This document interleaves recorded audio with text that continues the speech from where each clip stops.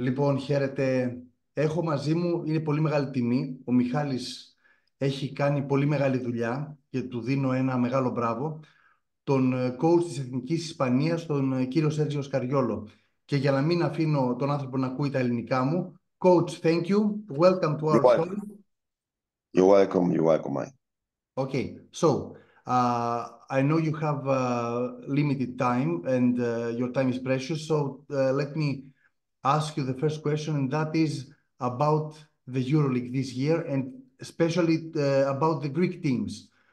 Both teams are really strong this year, Panathinaikos and Olympiacos, and maybe they are among the favorites to win the trophy. What is your opinion about them? Well, both are extremely powerful teams, coming from different directions. Of course, Olympiacos has been playing with the same system with Georgos during several years and building up their roster piece over piece, and even losing important pieces, but replacing them with accuracy in their trading campaign. And Panathinaikos, on the other hand, going really strong with Ergin and the team supporting with the extremely good choices to build up an extremely experienced and talented and competitive roster, even with the high level of athleticism. So both teams in a different way are very competitive, and I wouldn't be surprised to see them both in Berlin at the very end of this process. Okay. Do you have any real favorites in the EuroLeague? I mean, Real No.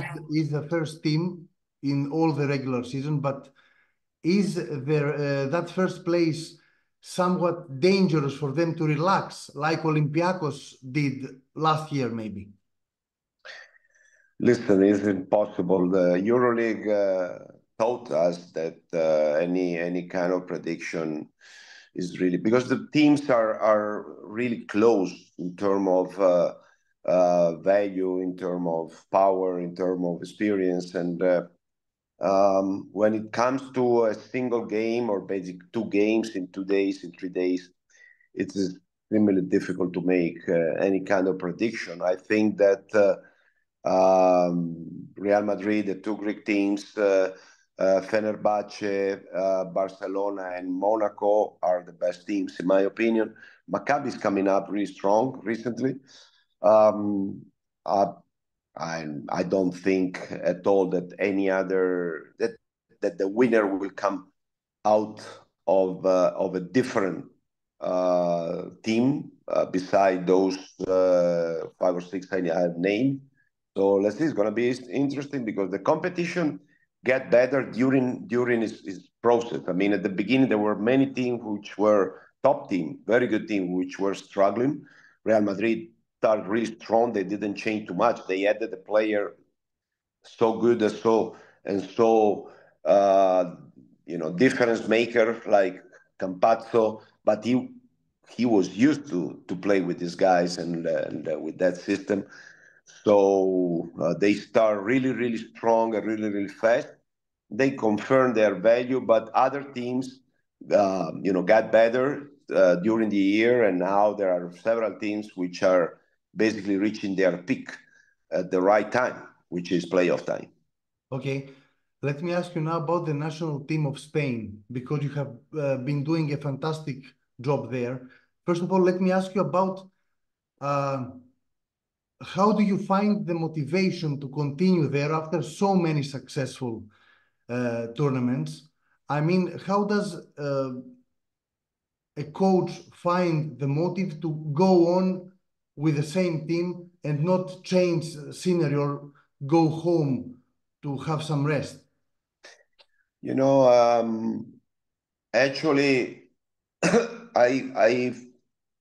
I conceive the national team head coaching you a little bit more as a service, because you are representing a country which is partially my country. I mean, I'm Italian, but I choose Spain as my my permanent living country. Okay. And it would be too easy, you know. Now that our best generation is finished, now we are really struggling with our generational turnover. We have a bright future in front because we have some an excellent group of very, very young kids growing, but still growing. They are not ready yet, but I can envision a bright future in a long-term future. Now we are probably in the worst peak, right? The worst time of this generational turnover. It would be easy to say, okay, just go ahead to somebody else. I have won whatever it could be possible to win. Now that the task is more complicated, someone else will do it. I mean, it's not the right way to think. I'm very grateful to the federation, to the team, for what they gave me as an opportunity to compete at the highest level in the world basketball. And I think my place is to keep working. Let's say at least until this new generation will get some momentum and will get some playing time with their team class, and we'll be able to put them into the main team and give them that push forward, which at that time, for sure, at that point, somebody else will probably continue to get advantage of. Okay. Last question. I read recently that, I guess today, Rudy is leaving basketball at the end of this season. Give me some words about him. To be honest, Greek people, because we are strange, we are Balkan, we are Mediterranean, whatever that means, we never liked him because he's winning against us. That's all. Yeah. We are strange, but we have to acknowledge that he is a fantastic player, one of the best players in the last 30 maybe years in European basketball. Tell me some things about him. I think Rudy reminds me about that of Dino Meneghin. Okay. Because he was unbelievable to have on your side, and everybody was hating him because he was such as a fierce competitor, such as a strong, tough opponent, that he was, as you said, winning most of the games and doing it in a really, really hard and really competitive way. He got a lot of talent too. Rudy probably even more than Dino, but Dora, I mean, that their competitiveness, their approach to the games was very, very similar. And I believe that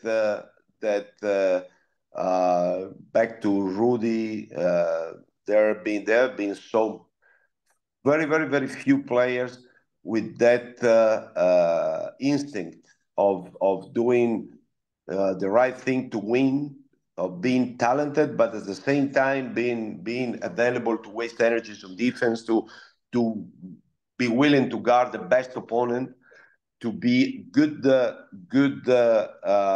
leaders with the example within the locker room. Hopefully, we will give him the chance to play his 6th Olympic Games.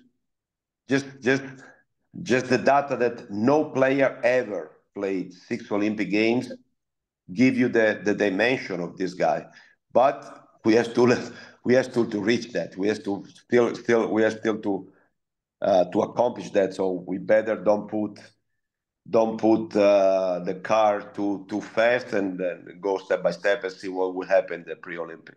Okay, Coach, thank you very much.